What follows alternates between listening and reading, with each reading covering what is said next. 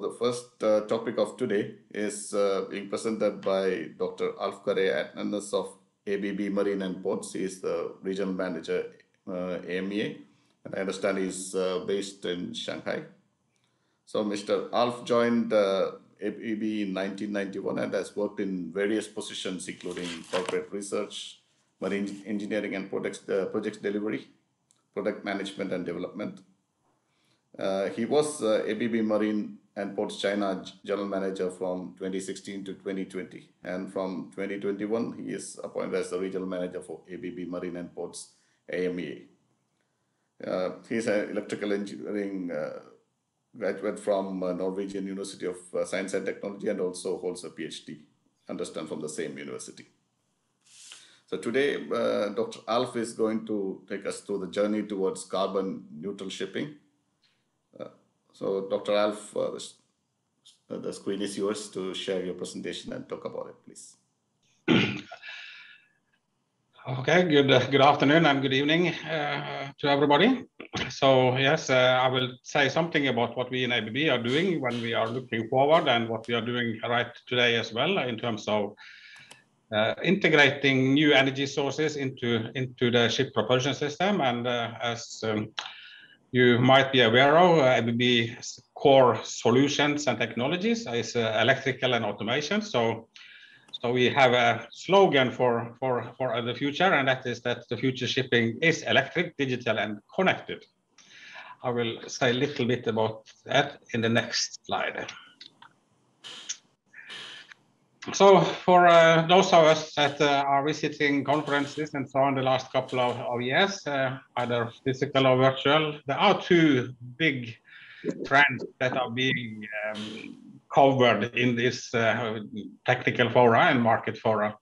And one is emission-free or emission reduction, especially related to CO2 and greenhouse gas emission. And the other one is this autonomous vessels. In ABB, we don't see these two as independent. We see them actually as very much interconnected and interdependent on each other.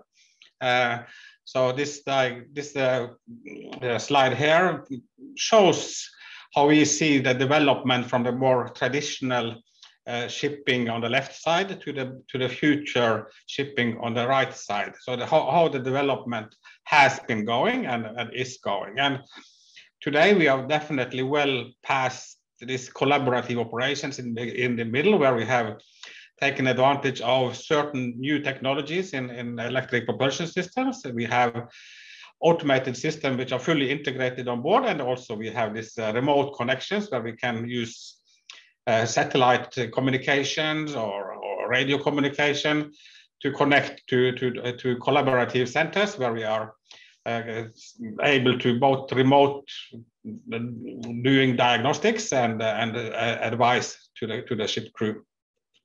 We have also seen some pilot installations and some demonstration installations on the remote operations and autonomous operations as well, even though that will take a couple of more years to be kind of a off-the-shelf or a state-of-the-art technology in a larger portion of the fleet.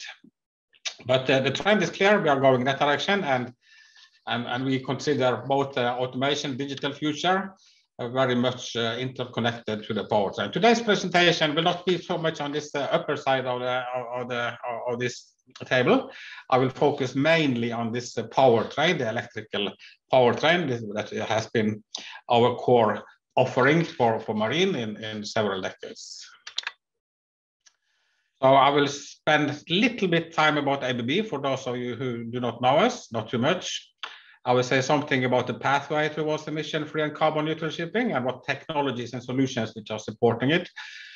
We were also asked to say some on this onboard DC grid solution. So most of the presentation that I have is related to explaining the DC grid technically and also what kind of feature it will have.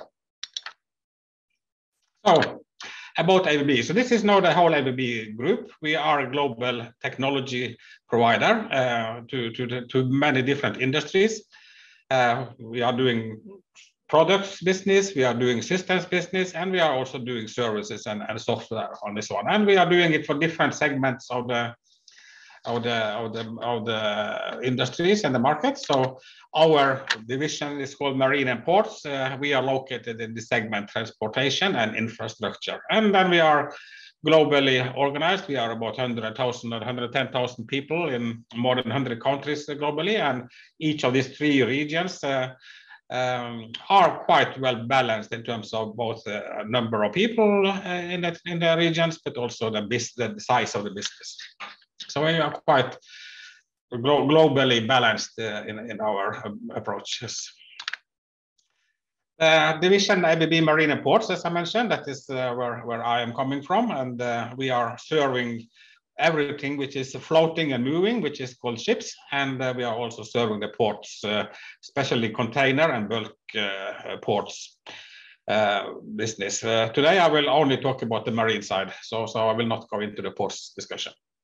So for the marine side, besides our vision of being electrical, digital and connected going forward, we are offering solutions for the marine vessels where we are in line with this vision and the strategy that we have. Like electrical power solutions, we have this RC pod propulsion and so on. I will come more into details about what we are doing there. Vessel types I will mention a bit later as well. In ABB Marine and Ports, we are now located in 26 countries with close to 30 different service stations, and they are located in the main marine hubs around the globe. And the closest to Dubai is actually in Dubai, and about 2,000 people. So that is kind of a marine and ports in a nutshell. This is what we do and where we are doing it. So going into carbon neutral shipping and how we see this going forward. And this should be quite known to most of you, so I will not go much through it. But what it says is more or less that shipping is a significant transportation means and logistic means for the world's trade. 90% of the world trade is transported by the shipping fleet. It is continuously growing. Well, it goes a bit up and down these days, but it has been continuously growing, and it is expected to continue to grow also in the years to come. And in spite of that, it is about 3% of the total greenhouse gas emissions, which comes from the shipping. It is still a significant number at the end, but it is a rather small portion of the total globe. But that doesn't mean that that even if shipping is the most energy efficient and environmental way of transporting large volume of cargo, shipping also need to do our portion of this carbon emission reductions. And IMO has, as you know, set ambitious targets for reduction in carbon emissions in 2030 and even more in 2050. 50% and 70% in carbon intensity. And if you look at where we are now we are about at this crossing point here. If the shipping is continuing as forecasted, and we are not doing anything to reduce emissions, we will follow this green dotted line, and that is absolutely not an option for the industry. We cannot do that. This more purple line here shows the IMO trajectory, where we have come to 70% reduction in carbon intensity by 2050. And of course, if there is a possibility to accelerate this, that we should also do, because we are into an accelerating global heating, global warmth process. So something needs to be done. Something has already been done. So there are some global IMO regulations, and then we have local regulations as well, on different kind of emissions, and now on carbon emissions or fuel consumptions and carbon intensity as well. So something is there, and something is coming that we know in the next coming years, but we can still see that there is a quite big gap in what we see is coming, and to reach these ambitious targets in CO2 and greenhouse gas emissions in 2050. So during the next 15, 25 years, there must come much more stricter regulations and new technologies and new energy sources in order to reach these targets. That is pretty much sure. So we could also say that in a marine language that these 2.5 decades in front of us there are uncharted waters, and the decisions we are making today when we are designing and specifying and equipping a ship today, which will come out in operations in 2-3 years time, this vessel has to live through all these uncharted waters with all these changing regulations and technologies. So to reach a kind of a sustainable shipping going forward, it is essential also that the right decisions are being made today to make sure that these vessels can operate through this uncharted waters period in the next decades. So looking at some technologies to reach this target. In ABB, as I said, electric propulsion is the core of what we are doing, so I will say most about that. There are, of course, other alternatives as well, like ammonia engines and methane engines and so on, that we definitely will see as well, but my presentation is focused mainly on electric propulsion. So in electric propulsion, the concept is that the propeller is driven by an electrical motor. In this case, it is our Azipod propulsor, where the motor is installed in this submerged hull, driving the propeller here by using electrical power. The electrical power is traditionally coming from on the left side on this electric power generation, and the generators or alternators are traditionally driven by diesel engines, and more today by gas engines, LNG engines. But we also see new technologies coming in for electric generation. So I have illustrated that here with a fuel cell here, and we have batteries, energy storage, which is not an energy source because they cannot produce energy. They can only store energy and discharge energy. So they need to be charged either from the onboard system or from shore when it is when the vessel is berthed. While on the energy sources, we need to get the fuel supply, which could be traditional hydrocarbon fuels or renewable fuels.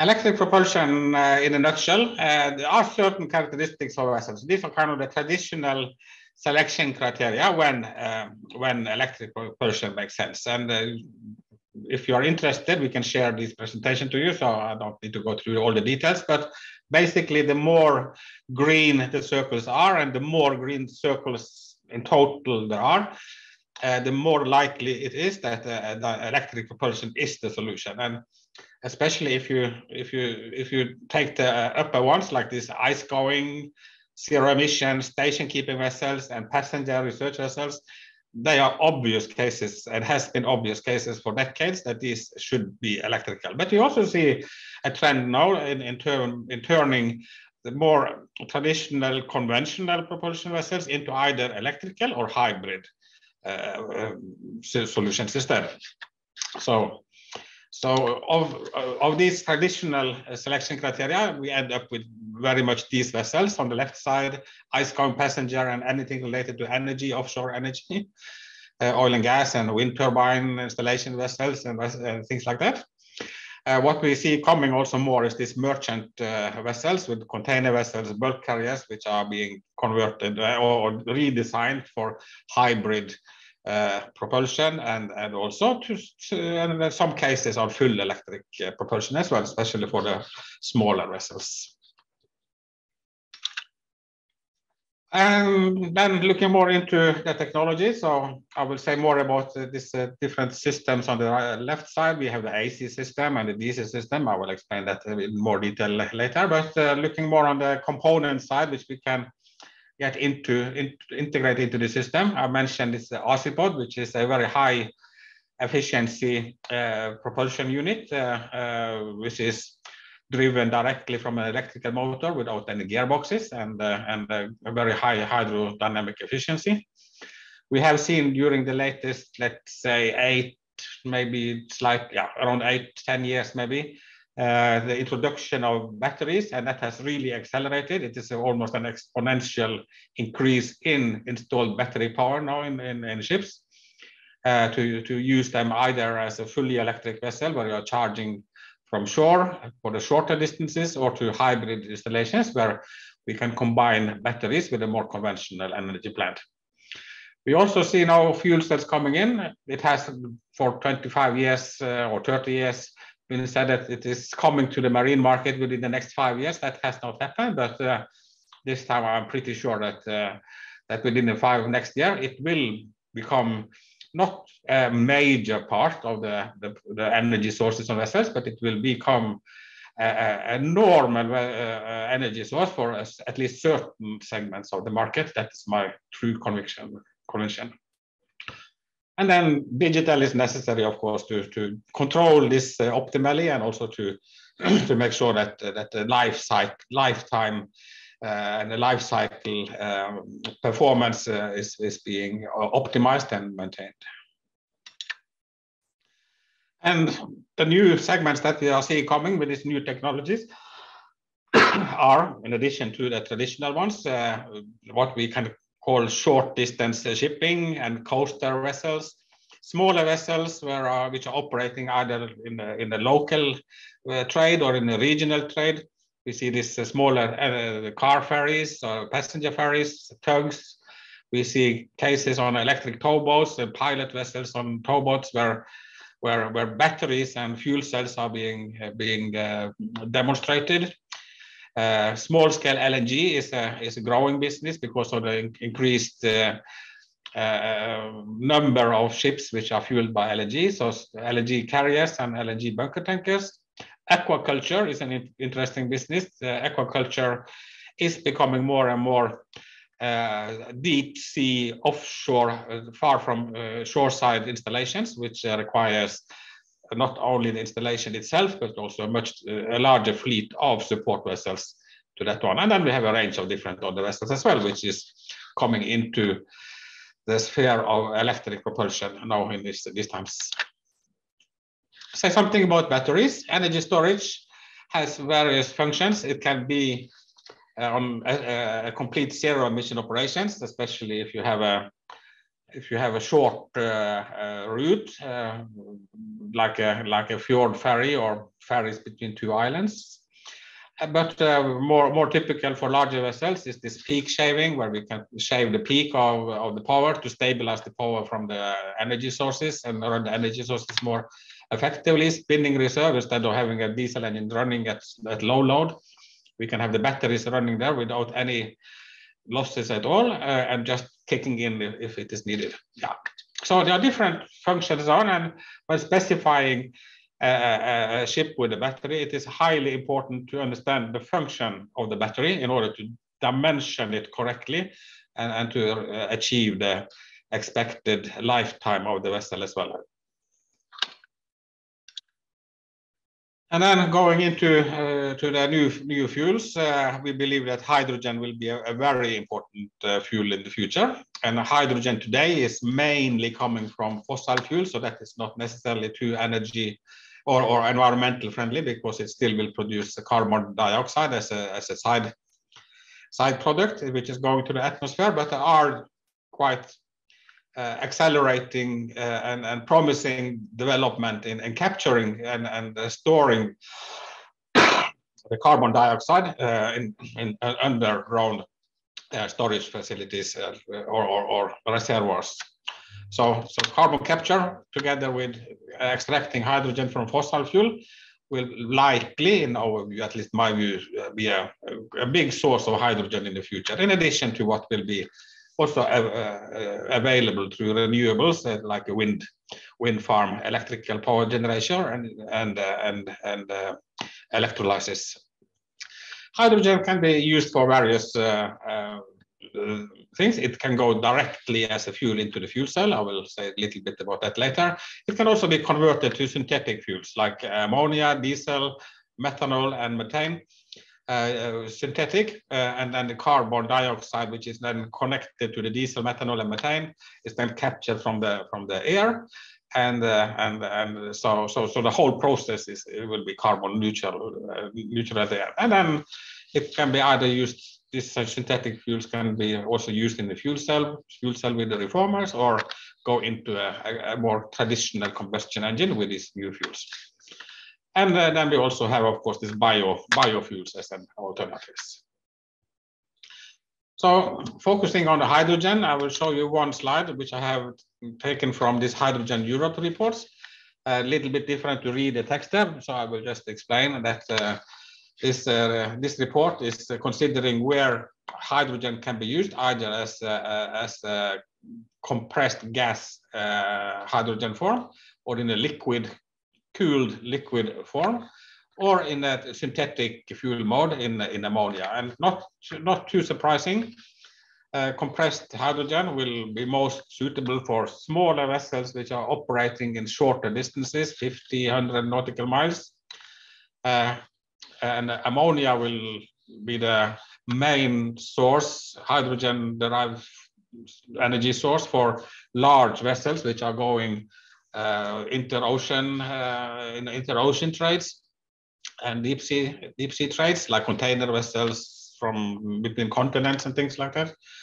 And then liquid hydrogen that will then fill up this area in between. So not too big surprising, but it gives some kind of indications that it will not be one solution that fits to all vessel types. There will be different solutions, different fuels, and different technologies going forward. So if we are expecting that one solution will fit all, then I think we have been mistaken. We have to be prepared that there will be various solutions going forward.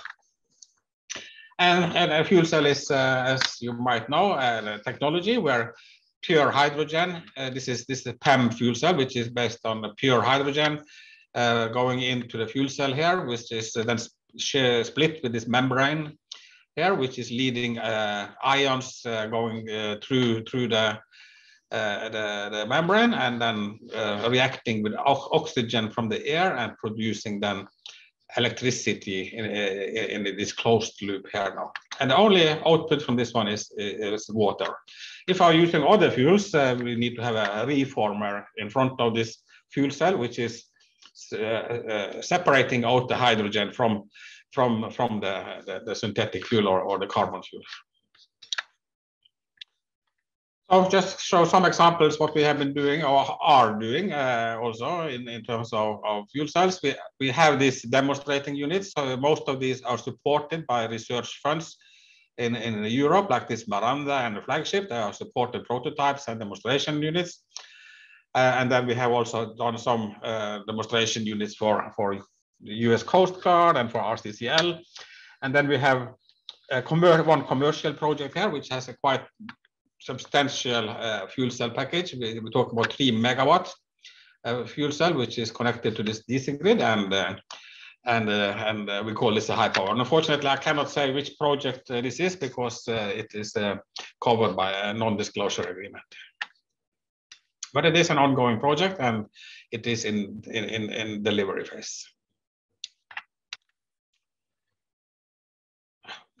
On a smaller size system, let's say up to some 100 kilowatts and megawatt range, we call it low power generation unit. There we are working together with different fuel cell makers. ABB, we are not making fuel cells ourselves. We are integrating fuel cells from other makers because we see that the marine market is not sufficient big enough today to have that as a sustainable business alone. So we are depending on suppliers who are serving other markets as well. So most of the kind of significant fuel cell makers in this industry segment are known to us. For the large power unit, up to from between 1 and up to 3 megawatt installed power for one unit, we have this cooperation with this North American company called Ballard. And what is shown here is this 3 megawatt fuel cell unit. So one container has more or less a 3 megawatt unit, where the fuel cells and the balance of plant is integrated into the single frame and delivered as one unit.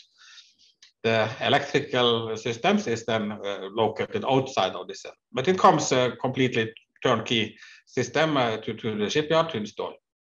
And if you're looking at the dimensions of this one, it is actually not scary much if you're comparing to a conventional diesel generator set with the diesel engine and the alternators and some auxiliaries around it as well. So the size does not actually scare too much in terms of the energy density or power density. And going into onboard DC grid, yes. Let me see what time is it now.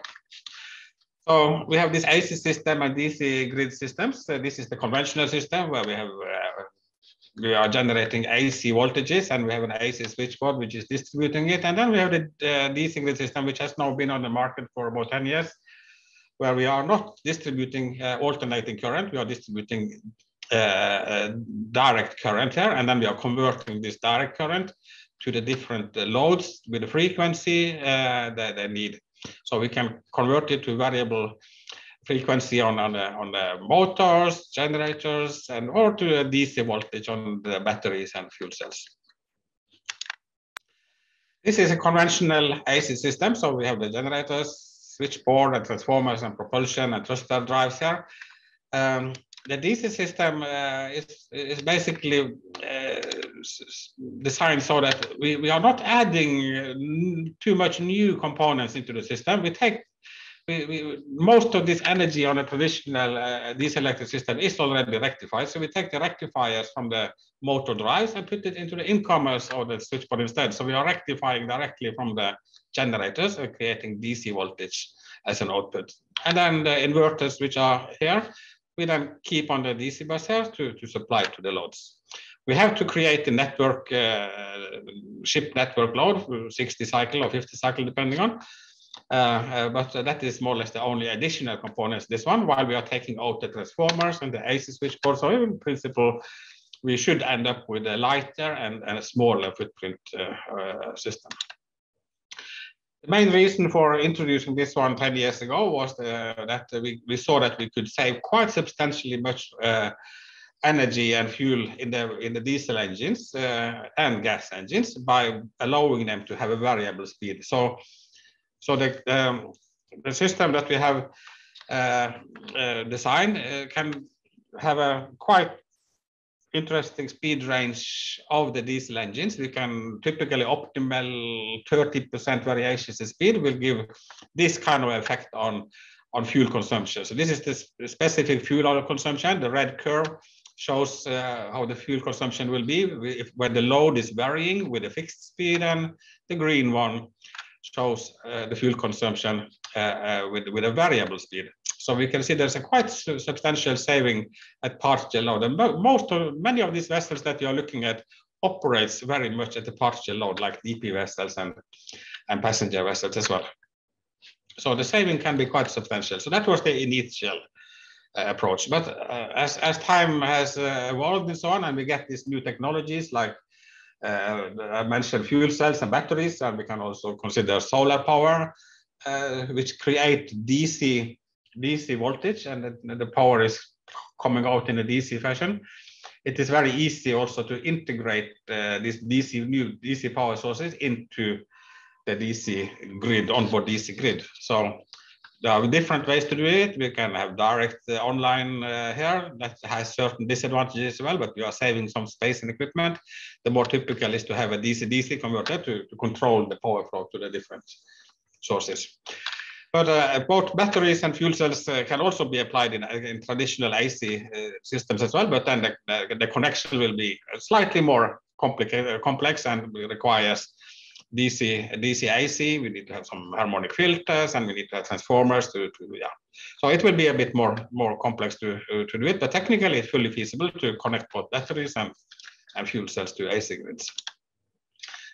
The onboard DC grid is based on that we have these rectifiers, which is rectifying any AC power sources, and in most cases, DC-DC converters here and here to convert the DC sources. as you know, the DC system is much more difficult to protect electrically from, for example, short circuits than AC systems. So we need to have this kind of static circuit breakers. We call them in ABB, we call them input circuits, which is able to disconnect or so to block any short circuit currents within less than a millisecond. We're talking about microseconds time response to react to failures and faults in the system. So these input circuits we use to segregate these very high dynamics transient areas from the low frequency or low time constant changed area. So we call this DC grid, and then we call this a DC link, where we are protecting with fuses. And here we are in the DC grid, we are protecting with these input circuits and by the converters themselves. So we can switch off the fault current. And that means also that we can very quickly come back onto line again if there is, when after the fault has been cleared.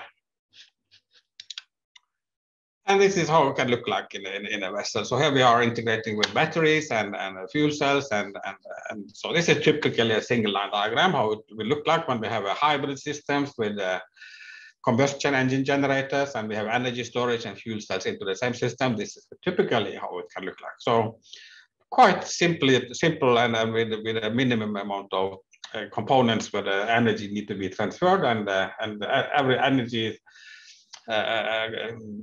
transfer will also create losses. So this is also the very high efficiency transmission.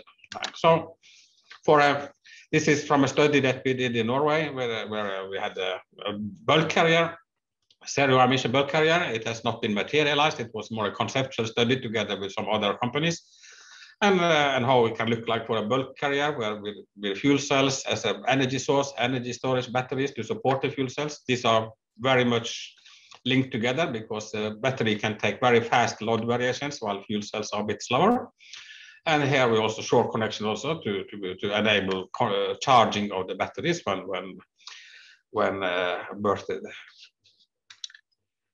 So coming close to the end now, so then many people say that these ambitions are very ambitious, and they definitely are. Some people say that they cannot be achieved. I am not of that opinion. I believe that if we take urgent actions now, both the 2030 targets and the 2050 targets can be reached. And I will give one example. This is the first vessels where we delivered this onboard DC grid. It was put in operation some 9 years ago, I believe. It has also a small battery package on this one, but that is not big enough to actually influence the fuel consumption itself. So it is a DC grid vessel. This vessel is owned by a cable laying company, which has 2 vessels in the fleet. So it is one older vessel, also with electric propulsion, but with old technologies. And then we have this one with the DC grid technologies and some other improvements on the electrical propulsion. It has AC-pod propulsion instead of azimuthing propulsion, mechanical propulsion. And of course, all new technologies for deck machinery, hydrodynamic efficiencies, all things is there. And then it was also a short connection where the operations on the vessel is fully energized by grid power from the shore instead of running auxiliary engines. And when comparing the fuel consumption of these 2 vessels, the new vessel has a 59% lower energy fuel consumption, than the sister vessel, which is, I think it's 10 years older or something. So it's quite substantial reduction in fuel if all fuel consumption, if all these new technologies are being utilized. This reduction here corresponds to a reduction of the emissions or fuel reductions, and thereby the emissions from what 5,000 personal cars consume every year. So it is a quite substantial effect only for this one vessel there. And where is the fuel saving coming from? Here it is showing. Since these cable layers, they have a quite long stay at a harbor to fill up the cable reels. The shore connection in this case is a substantial contributor to the fuel saving. So half of the fuel saving is related to the shore connection, while about 30% of the fuel consumption reduction is from other means. So the optimized hull design is shown here. Onboard DC grid and variable speed diesel engines contribute this amount, which is, I would say, more than 20-25%. The RC pod itself, similar amount. So each of these ones, now 50, what shall I say, 50%, 50%, now 25%, 25%, 25%, and then the rest is coming from other energy efficiency means in the engine room and so on. So yes, it is ambitious targets, but I mean that if you are acting fast and the industry is acting fast and being vigilant and prepared for this future solution, then there is a chance that we are managing to meet these targets.